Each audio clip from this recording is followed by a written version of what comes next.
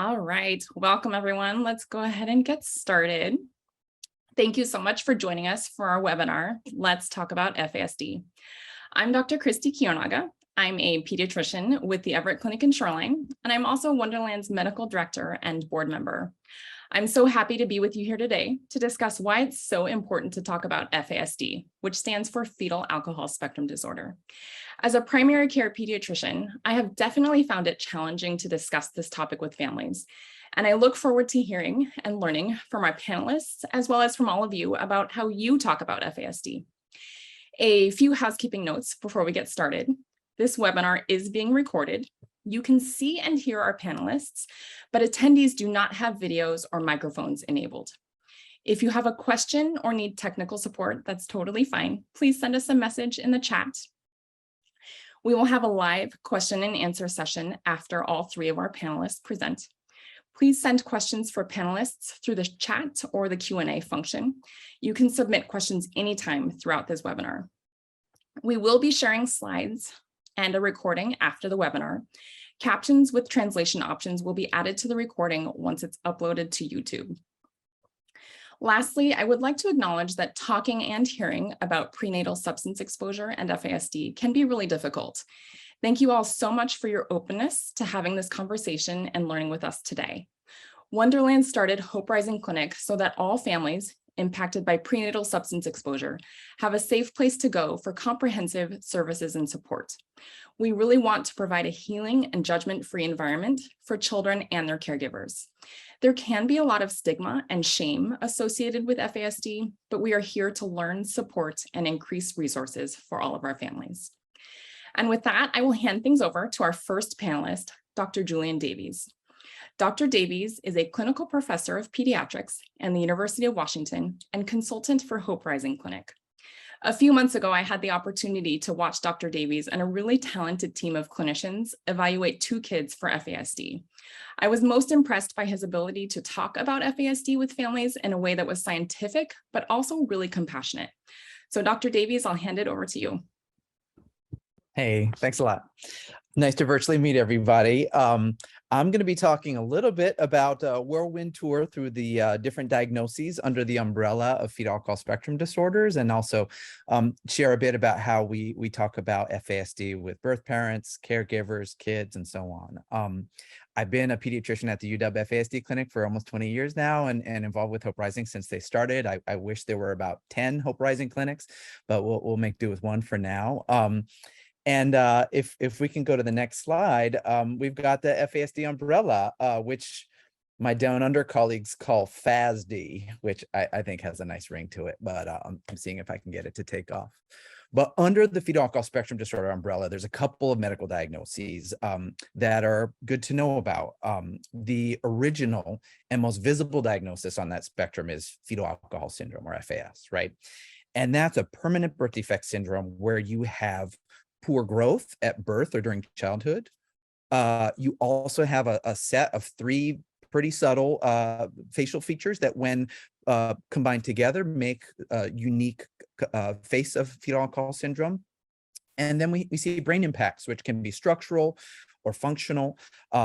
And when you have the growth, the face, and the brain, that makes up fetal alcohol syndrome. But really, FAS is only about 4% of the people we see in FASD clinic. So while it's the original diagnosis, it's actually not the most common. Partial FAS is where you have some of the physical features, but not all, and you have essentially equivalent brain outcomes, and that's called partial FAS. And again, the partial is about the physical stuff, not the brain stuff. And that's about 7% of the folks we see in clinic.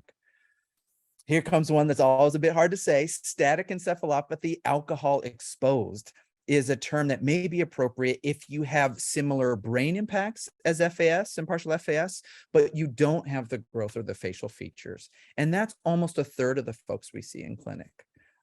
And lastly, we have neurobehavioral disorder, alcohol exposed, where that's moderate brain dysfunction. So not as severe as we see with the other 3, but that's actually fairly common. That's just over half of the folks that we see in clinic, right? And those last 2, those ones that involve brain impacts and prenatal alcohol exposure, but don't have the physical features, some other diagnostic systems will call alcohol-related neurodevelopmental disorder, ARND, or neurodevelopmental disorder associated with prenatal alcohol exposure, NDPAE. It's like alphabet soup in this field. And it's just that there are different diagnostic systems. So I mentioned those because, for example, if a child sees a therapist or psychologist, they might get diagnosed with NDPAE. But if they come to a medical clinic, they might have some of the other ones that I just mentioned. Next slide, please. What drinking during pregnancy can do to the brain really depends on dose, timing, mother's genetics, fetal genetics, other pregnancy factors, other exposures, and luck, really. So we can really see almost any brain impacted in FASD. And I don't have time here in the 10 minutes I've got to go through all the impacted brain domains, but I like these up there because you may recognize these as some areas of challenge in folks you work with FASDs. And I just want to highlight that a typical school IEP evaluation, which might give you an IQ or academic achievement scores, well, that's two of these domains, right? But that could miss a lot of the others, which is why a really comprehensive evaluation is a good idea. Next slide, please. I mentioned that the face of FAS is really pretty much unique to alcohol. It's really only drinking during pregnancy that causes those subtle facial features. So you might wonder, well, what about the brain? What about those neurobehavioral features? Is there some sort of alcohol signature there? And unfortunately, because of the variability that I just mentioned, there isn't really. And so I want to talk about some general concepts that we frequently see, right? The folks we see in FASD clinic often struggle with processing more complex information, right? So might do better on tests or tasks where they're doing kind of simpler or more rote activities where kind of there's less going on. But when they need to integrate different ways of the brain, the ways their brain works, or things get more abstract or more complex, that's where we often see performance really take a dive. But variability is a word I'm going to keep using, right? Across the spectrum, we see a lot of variability, but within each person who has a fetal alcohol spectrum disorder, they can be very variable in what their strengths and weaknesses are, right? So if you plot kind of what your brain's good at and weak at, it can look very spiky if you have a fetal alcohol spectrum disorder. So that's kind of another hallmark that we see.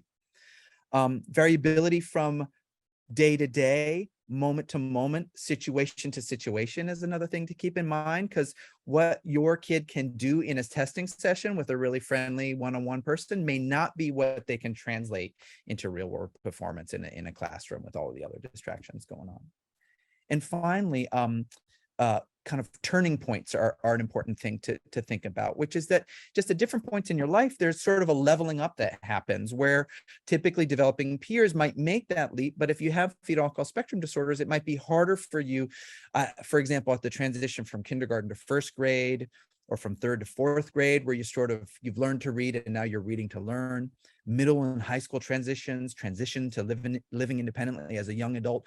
Those turning points are the times where folks with fetal alcohol spectrum disorders might need extra monitoring and extra supports. Next slide, please. So when we're talking about alcohol, and I want to acknowledge there's a ton of stigma, particularly if you're talking about it with birth parents. If you have the opportunity to kind of learn more about someone's prenatal alcohol exposure, it's really important to really just normalize or even assume that, drinking pre-knowledge of pregnancy is really common, right? So don't ask the sort of judgmental or maybe more stigmatizing, did you drink during pregnancy, right? Because that's got some judgment attached to it. But really just asking, what was your drinking pattern before the pregnancy, right? Because before knowledge of pregnancy, in an unplanned pregnancy, typically involves a fair bit of the first trimester, and that's a high risk period for alcohol. Then, asking about when you learned you were pregnant, and then what was your drinking pattern after you learned, right? Because you generally folks will cut back if they can, and cutting back or stopping drinking is helpful at any stage of the pregnancy. So you can often really offer that feedback. And in 20 years of doing this, I've never met someone who knowingly drank to harm their baby, right? Didn't know they were pregnant, didn't know or understand the harms, or couldn't, stop or cut back, right? If on the next slide, we think about talking about alcohol with caregivers and parents, right? I think a lot of my general pediatrician colleagues are kind of nervous to get into FASD because they think it's sort of a hopeless diagnosis or has a lot of stigma with it. But that's kind of the opposite of our experience in clinic, where we really see it as a therapeutic diagnosis, right? it takes what is often invisible brain-based disabilities and makes them more visible, right? It helps explain all the variability that we've just been talking about that can be incredibly frustrating for folks with FASD and their caregivers. It helps parents reframe challenging behaviors as often sort of can't versus won't issues. It helps parents parent their kids at their acts like or social emotional age rather than their chronological age, which is essential.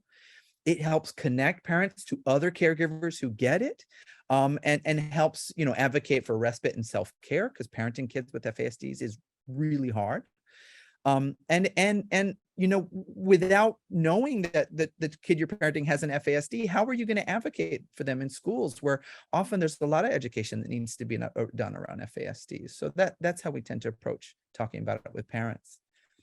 And then talking about it with kids, I'm going to take you through just a whirlwind tour of some of the analogies we use. So on the next slide, if you've got a young kid who likes cars, who might have ADHD, the concept of having a race car engine in your brain, but kind of bicycle brakes, is a useful way to talk about ADHD and needing to slow down on the curve so you don't fly off the track.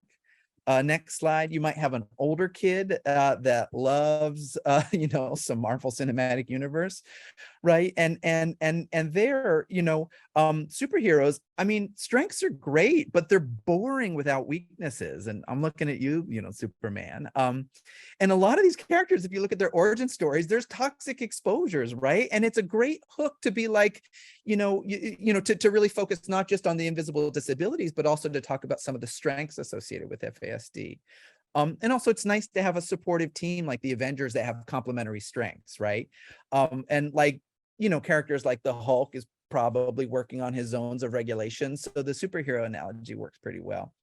Or if your kid's not into that, next slide, in the natural world, really variations in ability, all that variability I just talked about, well, that's the rule in the natural world. It's not the exception, right? So is there an animal out there that might match your child's kind of strengths and vulnerabilities?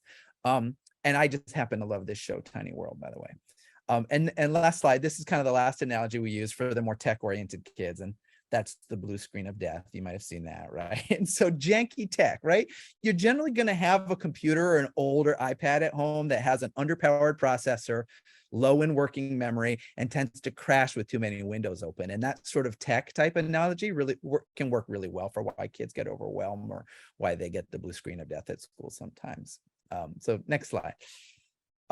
Lastly, we talked about advocacy with parents, right? Well, we want kids to learn to be self-advocates at school and in jobs. So that's something we work on in FASD clinic and at Hope Rising and so on. And one other key concept is talking to kids about their own risk for substances, right?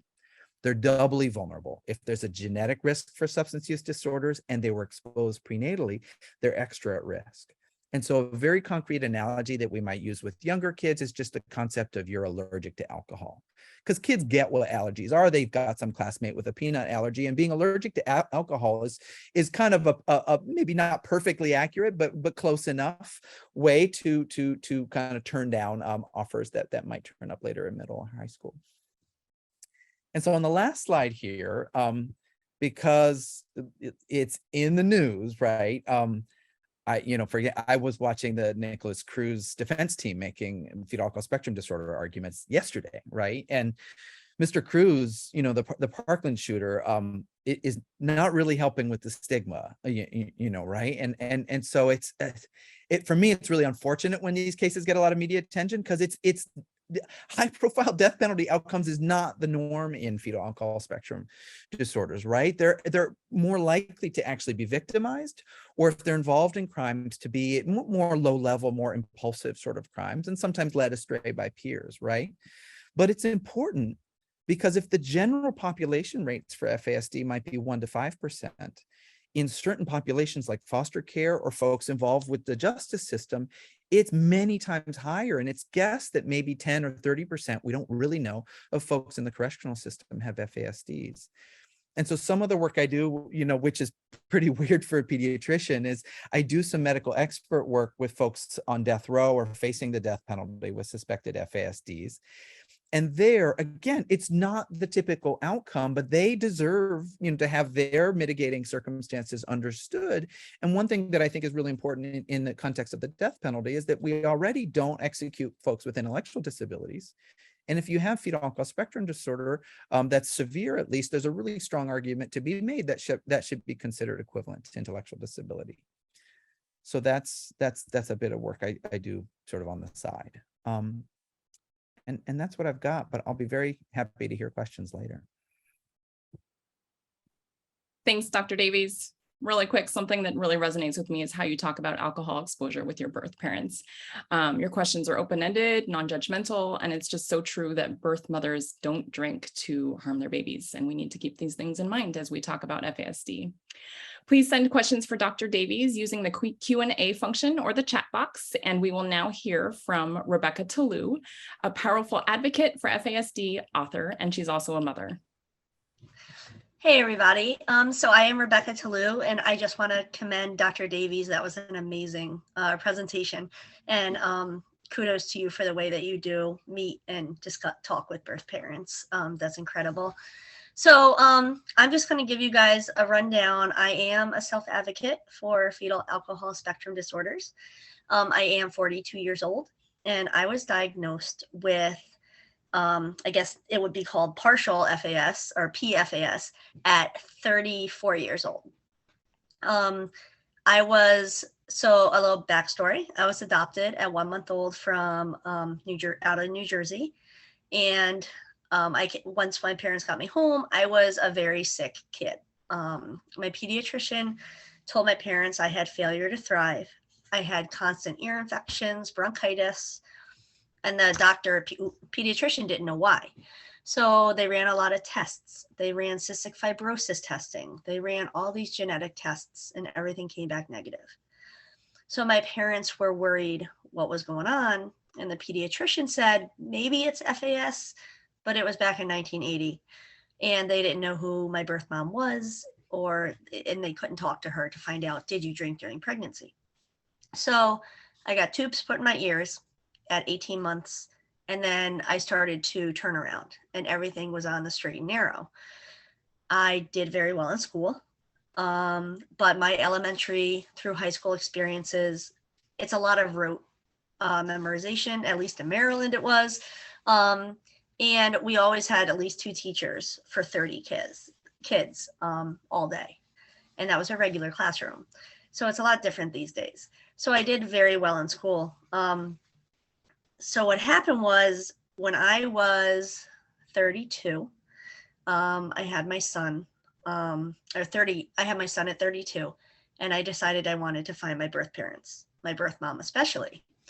So I looked and I found out who my birth mother was with a first name and a date of birth. That was it. And unfortunately, she passed away in 1999.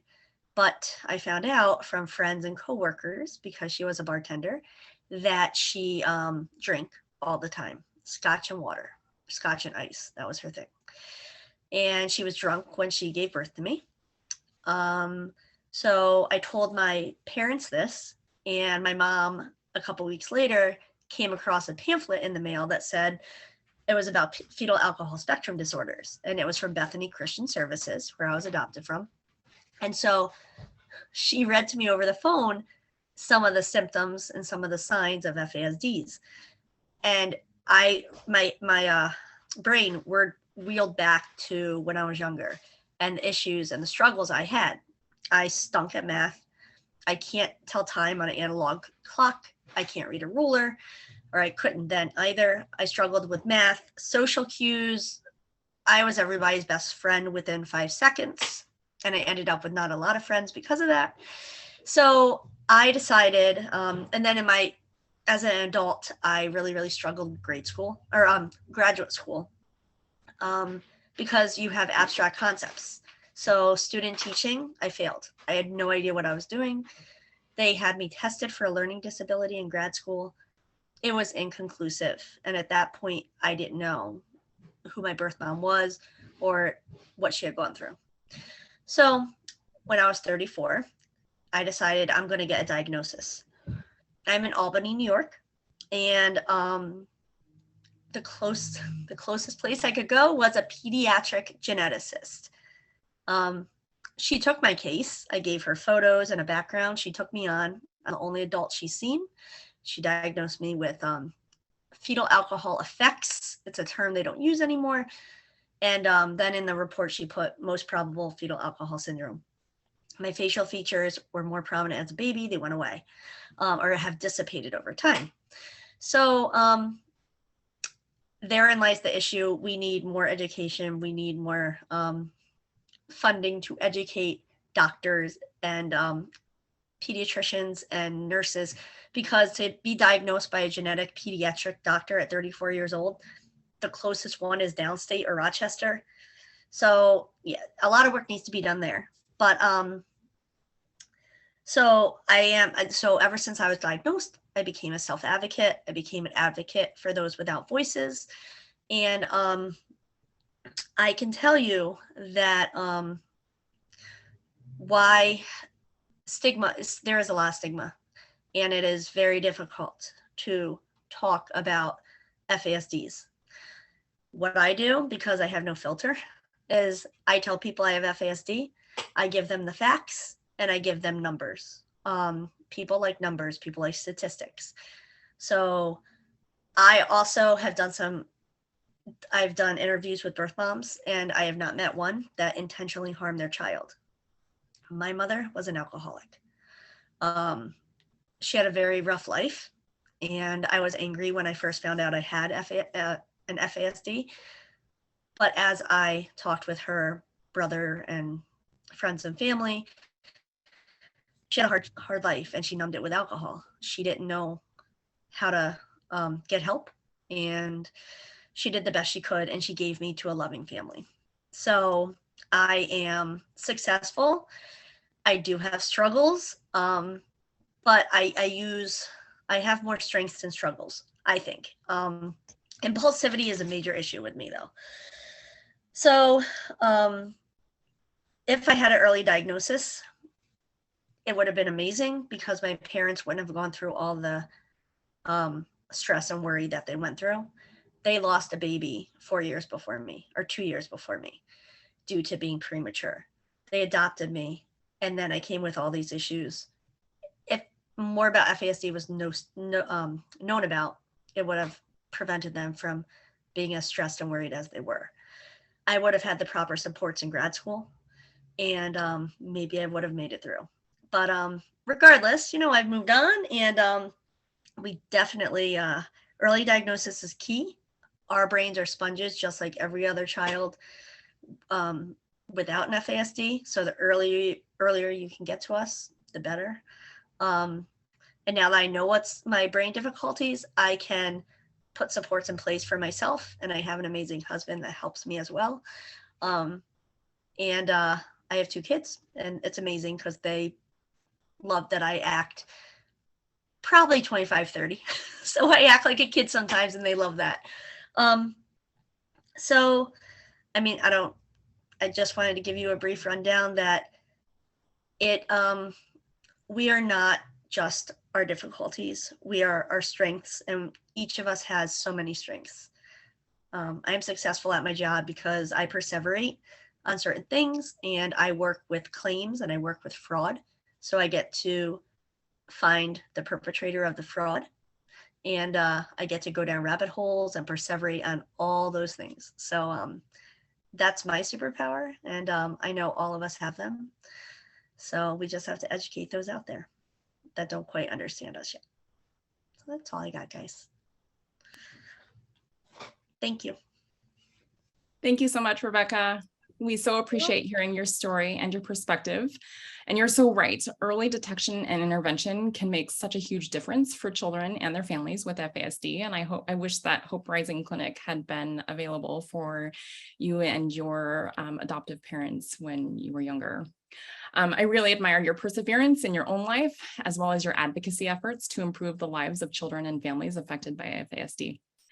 Please continue sending questions for Rebecca in the chat as they come up. And next we will hear from Hope Rising clinic therapist, Brannick Hilo. Thank you. And thanks so much, Rebecca, for sharing. It's super hard to be vulnerable, especially in this kind of setting when we're not, just with technology and stuff. So thank you. My name is Brannick, and I have the wonderful opportunity to talk to you all just for a short amount of time. I kind of wanted to share a little bit about what I've done in my career and then what I currently do at Hope Rising Clinic. I graduated in 2018 in a school in Oregon with my master's in social work. And I decided to come back to the Seattle area, which is where I'm from. And I got the joy to work at a nonprofit in Seattle called Amara. And for those of you who do not know what Amara does, they are a nonprofit working with foster kids. I worked there for almost 3 years, and I worked in the emergency sanctuary shelter.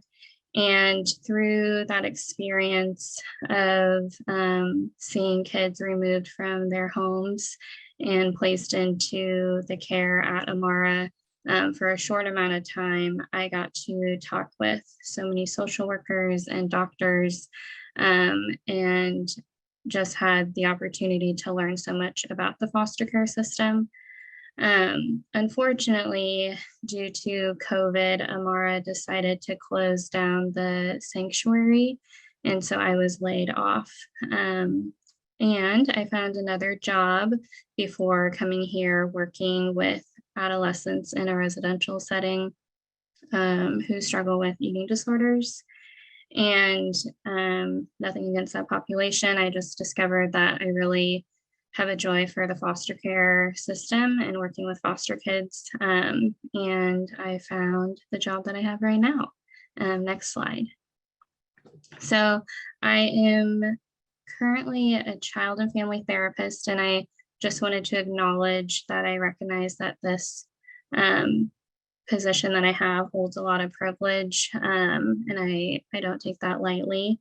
And to be honest, I would have never thought in my career this early on that I would become a therapist, but here I am. So I wanted to kind of share a little bit about the kids that I work with, and then kind of what I do on a day-to-day basis with the kids I hang out with.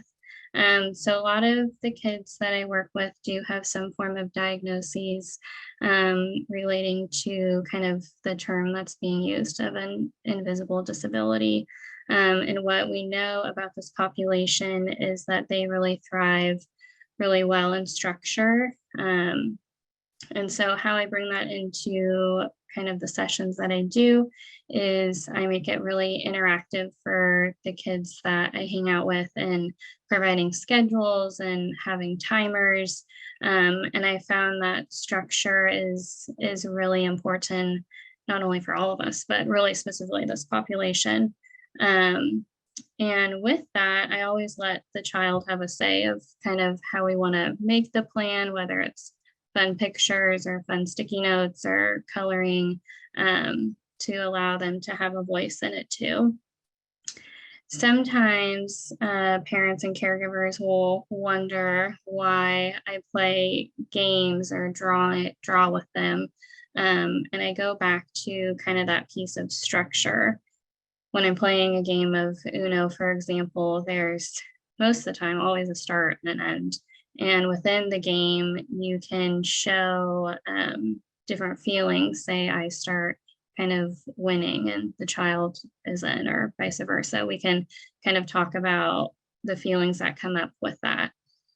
And to touch a little bit more, I work a lot with helping kids understand their emotions, and not only that, but why we have the emotions that are coming up in our body and what we can do. Sometimes parents and caregivers don't necessarily understand why it seems like every time they come in each week, I kind of repeat myself and do things over and over again. And it's not because I'm lazy or I don't want to try something new. It's we just found that this population really does well with repetition and understanding a concept really well before moving on to a different concept. Next slide. Yeah, so this slide, I just kind of wanted to share a few of my own thoughts of what I've seen. So for the first point, hidden treasures versus hidden disabilities.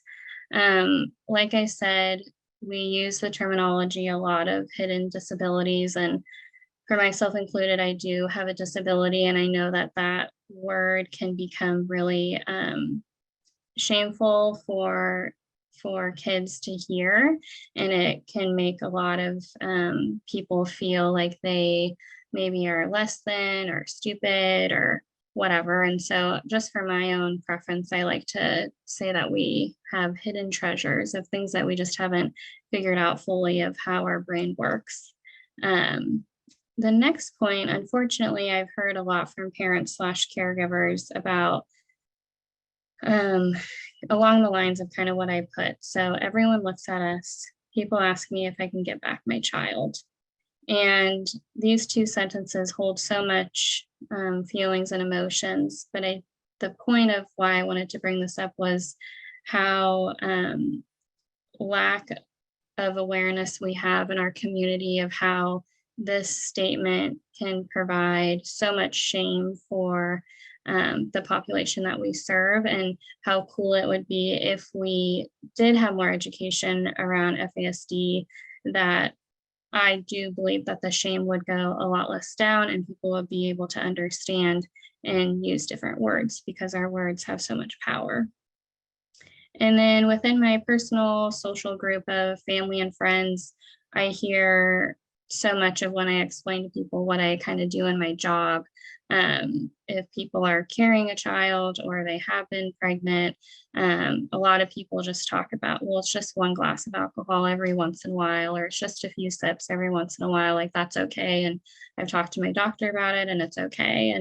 And again, it can be a part of the education piece, but also I just wanted to acknowledge that it is such a big part of our society of drinking alcohol, and to remember that if someone does bring this up with you, to provide a very open and welcome space and to be able to have that conversation is really powerful. And to acknowledge that, you know, kind of like what some people have already talked about, just when families come into our clinic, we really have a no judgment atmosphere, and we really just want to help families and kids that we serve to understand how to best serve them. Next slide. I put this slide on because I wanted to share a story of a client, and I think stories are fun. So and for confidential reasons, I'll name this child Henry. So Henry came into the clinic and just really struggled with understanding emotions, let alone really complex emotions like a lot of the kids that I work with. And Henry is super bubbly and happy, and normally just tells me that he's always just one feeling. And it's not possible to have more than just one feeling. And so through my work with him, I've tried reading stories and drawing and acting out, and none of that was really clicking. And I had the opportunity to talk to our intern, and she was able to draw these incredible empathy pictures.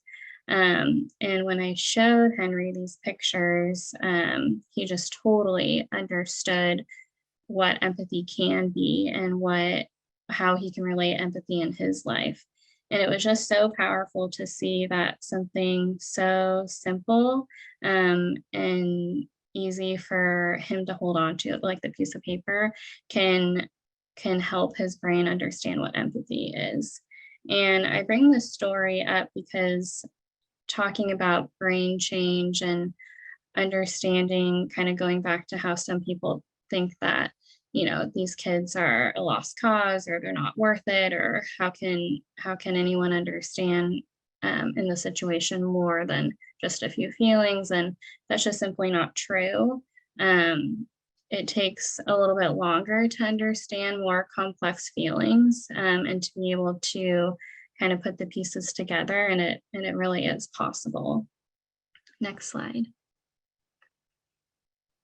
Yeah, so my last slide, I just kind of wanted to wrap it all together. I just really believe that because of the lack of awareness of FASD, that provides so much stigma and shame. And I know that so many, companies and nonprofits are always asking for funding. That's not what I'm doing, but I think it could be so powerful to continue to spread this knowledge that we have, and to kind of break down the stereotypes that are presented. And like, how cool would it be to potentially get more funding and to be able to hire more staff to help our wait list that's really long right now. But I really believe in this type of program, and I've seen it work for the short amount of time that I've been here, and I thank you all for being here. Thank you, Brannick. It's always inspiring to hear about the great work happening at Hope Rising Clinic. I know from my patient families who have worked with Wonderland that you and your colleagues are so dedicated to improve the life of children and their caregivers, and what you do day in and day out is so incredibly important for families, and I can't thank you enough. It is now time for our question and answer session. If you haven't sent a question yet, please feel free to do so now. Our first question is for Dr. Davies. Question is from Tamara. Is ADHD a common diagnosis for FASD? Oh, yeah. Big time. I mean, there's different ways to think about it, right? Sometimes ADHD is the kind of canary in the coal mine diagnosis that leads to an FASD diagnosis, but prenatal alcohol exposure absolutely can cause ADHD, right? So ADHD can be under that umbrella if it's caused by alcohol. Right. And it's common. I'd say over half, probably. I don't have an exact number for you, and can be managed with some of the same approaches, but the medication management can be a little trickier, or maybe a little bit less reliably successful, or more sensitive to side effects. So we still do the same, ADHD approaches, but we kind of start low, go slow when it comes to medications. And, we think more broadly about beyond attention and impulsivity, what else is going on that could look like ADHD. But yes. Thank you. The next question I have paraphrased, and Tammy, please let me know if this is not the intent of your question. So Tammy asks, and I will direct this to Rebecca first, please, and maybe also to Brannick if we have some time. Our 8-year-old has grown and learned his adoption story. Even though we always speak kindly about his birth mother, he understands that her use of alcohol has led to some of the struggles he has today. He is angry and has asked why she isn't in jail for what she did. I don't want to normalize or minimize what she did because it minimizes how he feels about it. What is the balance around a situation like that? Oh boy. That's an excellent question. So I guess, when I found out I was an adult, and I was angry, and being angry is okay. But, and I don't know the backstory, alcoholism is a disease. I think as he gets older and his brain gets older, he could understand a little better that she didn't do it to harm him. It's a disease. It's very, maybe Brianna can explain a little better. I was angry at first, and I still have my moments, but in the end, it's a disease, and I guess they shouldn't really be punished, and maybe we wish that they had gotten help, if that makes sense. I'm not really, that's a good question. Sorry, that's... No, it's okay. Brannick has a Yeah, that is a really big question. I think, just validating is a really key part. And I think also being able to talk about it somewhat openly, but also recognizing kind of the time and place for it. And I'm not sure how this works, but I'd be happy to communicate a little bit afterwards too. If we get people's contact information, but yep. Thank you both. That's a really, really hard question, especially from the perspective of a child. Difficult. This question is for Dr. Davies. It's a question from Representative Rob Chase. He says, I have a foster son who is now 21. We were told he has FASD, but it couldn't be proven except for anecdotal stories about the birth mother. Rebecca said she was diagnosed with FASD. Is there a test that proves FASD, or is it conjecture? That's a good question that gets at a really commonly encountered and really unfortunate problem, right? Which is that the only thing that's so unique to alcohol that we can diagnose somebody without knowing about alcohol is if you have the face of fetal alcohol syndrome, which is less than 10% of the folks we see in clinic, right? So because the face is really the only unique signature, it's the only thing that can stand for confirmation of prenatal alcohol exposure. The other diagnoses, particularly the sort of static encephalopathy or neurobehavioral disorder, the sort of brain plus alcohol diagnoses, they really required knowledge of at least some amount of alcohol during pregnancy. And that's really difficult to get with adults, with foster care, international adoption, all of that sort of stuff. But it's because those brain impacts are not unique to alcohol. You can get to them through genetics, bad luck, other exposures, complex trauma, et cetera.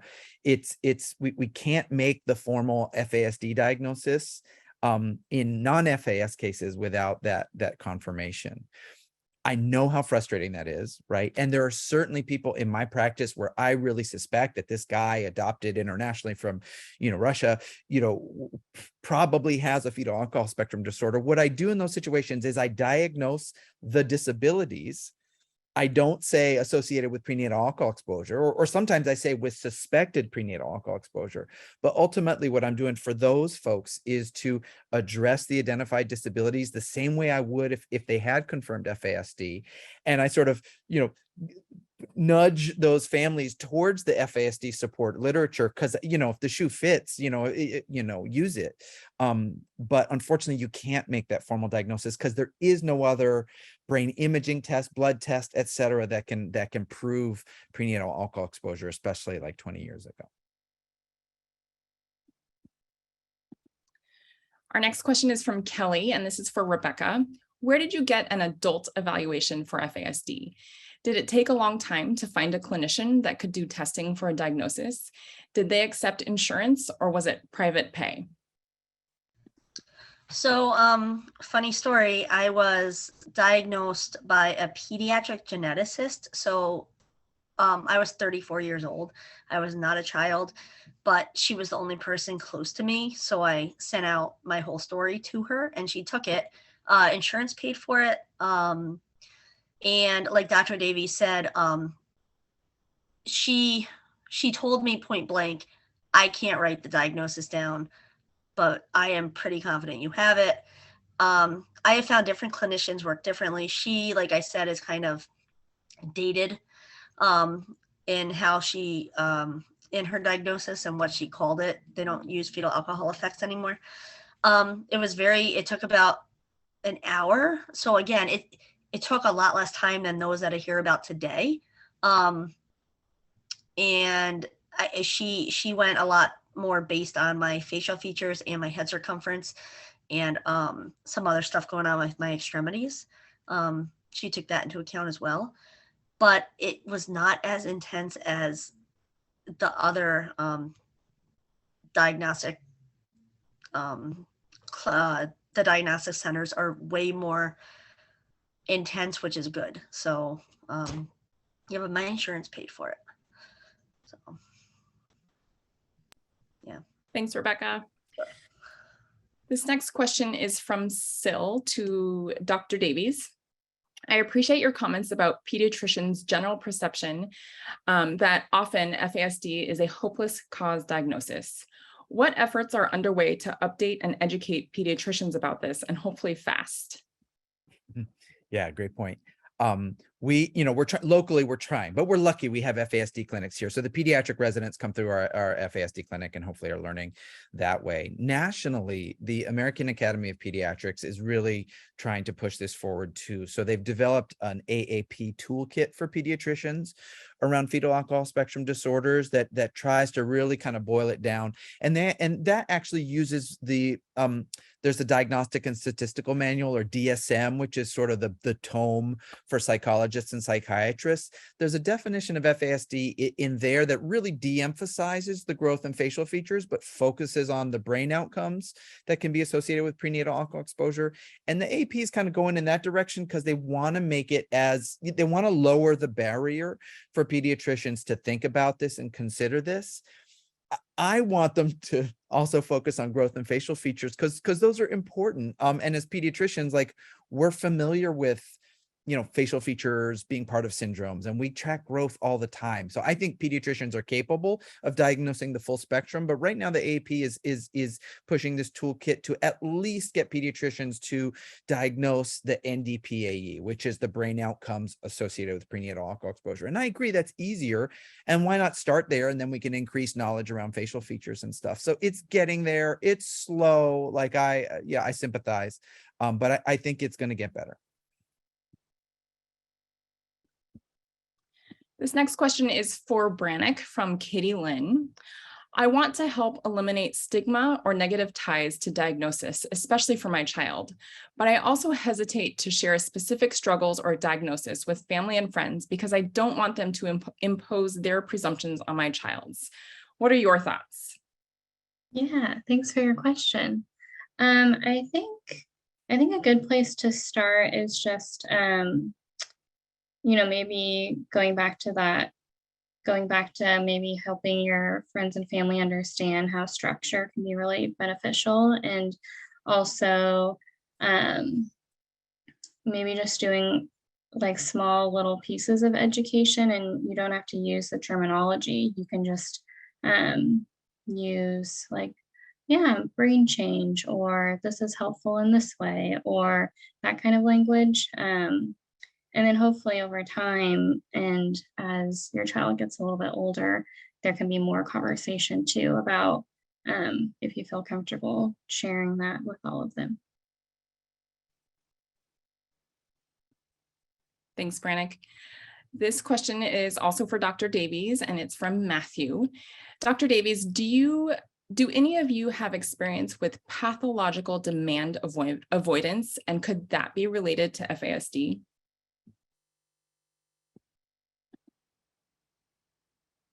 I have a little bit of experience with it. It is definitely popular in other countries, and kind of increasingly popular in this country as a proposed subtype of autism spectrum disorder, where there's sort of an extreme avoidance of everyday demands and expectations.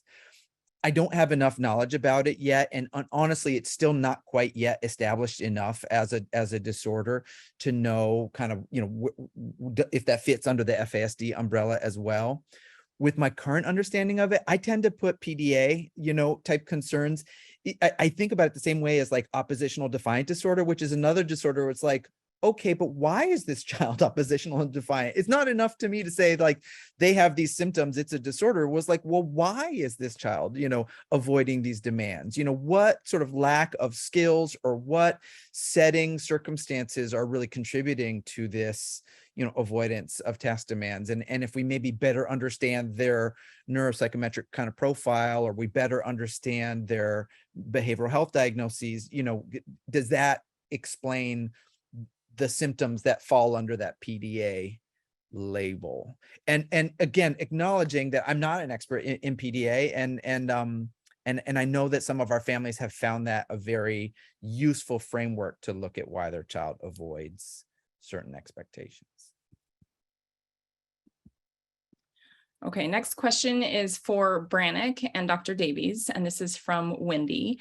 How can we encourage the social workers in the foster system to have training on FASD? Ooh, that's a fun one. Yeah, that's a great question. And that's something I think about quite often too. I think just either providing really small little handouts. Again, I think it goes back to like that advocacy part and having the community understand more. I think funding's a big part. I know, and maybe Liz could speak a little bit more to that, but I know that there's a lot of things that are going on right now that are trying to have more awareness of FASD. And so unfortunately, like a lot of social workers just aren't provided a lot of resources. I know there's really great websites that I'm sure we can provide for you after too. So those are just some of my thoughts. That's, I mean, being a department social worker is a tough job, right? And I agree, they have very limited resources and overstaffed caseloads and limited time and funds for training. We've definitely had social workers and managers from the department come through FASD clinic with clients or just to observe. We've had some partnerships with the department in the past where we were screening kids in King County foster care, at least screening facial features, looking for small head size, looking for prenatal alcohol exposure, and inviting people in who kind of screened positive. And that actually worked out really well. Of the kids in the foster care system that came through and got an FASD diagnosis, getting back to how it's a therapeutic diagnosis, the placement stability really seemed to improve. Once a kid in the system has this diagnosis, you'd worry that like they're not going to be placed because who wants to deal with this? But no, the opposite was true. Once people understood what was going on with these challenging behaviors, they were able to stay in longer term placements, and so the placement outcomes were better. So I agree that it's a big priority. This question is for Rebecca and Dr. Davies, and it's from Regina. I have become a fierce advocate for my girls. Can you advise on what resources or ways I can continue to educate school staff and teachers? I do refer Wonderland kids all the time. We're in Whatcom County. Okay. So I think what I do is I always reach out like to my school system here. I reach out in emails and I tell them who I am and that I want to educate about fetal alcohol spectrum disorders, and I'm just very open with it. And you can be like, this is very prevalent in our society, and here's some information, and send them websites and send them videos to send on. Don't inundate them because they won't read everything if you send them like 5 pages, but little by little. And then if you want to get somebody, if the school approves it, you could get self-advocates to go and talk to them. You can get people that are trained, like Dr. Davies, to talk to them. The school systems, just keep doing what you're doing. Open conversations and never stop fighting for them. And then once they get old enough, if they're not already, they'll fight for themselves because they will have learned that from you. So, yeah. There's some good free online resources that are good to know about. Alberta Schools has a Teaching Students with Fetal Alcohol Spectrum Disorder free download book. The University of South Dakota has a free download for teachers in the schools, and SAMHSA, Substance Abuse and Mental Health Services, did something called Reach to Teach about educating elementary and middle school kids with FASD. So those are all free PDFs that you can send, and yeah, they're like no guarantee that they'll get read. If it's a school district that works with consultant psychologists, Allison Brooks, who works with Brooks Powers group in Seattle, they do a lot of school consultation around special education, and so if you're in if you're local, seeing if the school districts could have someone from Brooks Powers come in and talk about it, they're fantastic. Okay, and our last question is for Rebecca from Tammy. I'm wondering if Rebecca can talk about how to help guide our kids towards jobs that may suit their strengths that others may perceive as a weakness. My kiddo is incredibly intelligent, entrepreneurial, and at times can get hyper-focused. It almost looks like OCD when he finds something he is interested in. And I want to channel that in a good direction. So before before I was a claims adjuster, I was a speech therapist, and it didn't work out because it was way too abstract. But I perseverate on finding things. So when I looked for my birth mom, I perseverated on finding everything and anything that could help me locate her. And then I went down rabbit holes and I came out successful. I deal with fraud a lot and liars and all that. So I get to perseverate in finding the perpetrators and finding how they were lying and using all the resources. So you find your child's strengths. And I think part of it is that I think our society, I'm not saying you, but we have to be okay that maybe they'll go work at a grocery store and that will be the job that they have for the rest of their life. And that is okay. That doesn't mean that it's not a good job, that they should be, at a job that pays more. They're good at what they do. So, and you have to just find those strengths. And you said that he is hyper focused. There's so many things that could be good for. I mean, like with what I do, I get to fight fraud. So, just find what the hyper focus, and what he likes to do. If he likes to move constantly and has trouble sitting, but becomes hyper focused, I don't know, see what jobs out there do that. There are so many opportunities. And I love that you're looking at their strengths, because that is how success is born. So, yeah. That wraps up our question and answer session. Thank you so much for the great dialogue. I really appreciate all of you participating in this webinar. If there are questions we didn't get to, please send us an email. It's so important that we continue to share information and talk about prenatal substance exposure and FASD. A huge thank you to our panelists, Dr. Davies, Rebecca, and Brannick. If you'd like to learn more, head over to our website at hoperisingclinic.org, and there you'll see a pop-up for our FASD awareness campaign. Our Hope Rising Clinic serves children and families with prenatal substance exposure. In addition to comprehensive therapy for children birth to age 13, the clinic also offers support for families. We do provide parent education, support groups, individual education plan or IEP consultations, and other resources for caregivers. These comprehensive services are all offered under one roof. The need for these services continues to surge, and we know that early recognition and therapy makes a huge difference in an individual's life, their family's life, and also in our community. As a pediatrician, it is so frustrating to have my patients wait months and even years for evaluation and the treatment that they need, while we know that early intervention is really what's best. Hope Rising Clinic can serve more children and families if we can raise more funds. The need is huge, and we couldn't do this work without you, our community. To learn more, check out our website or send us an email. We'd always love to hear from you. And thank you again so much. We will send out a recording as well as our panelist slides. Thank you again for attending, and I wish you a great rest of your day.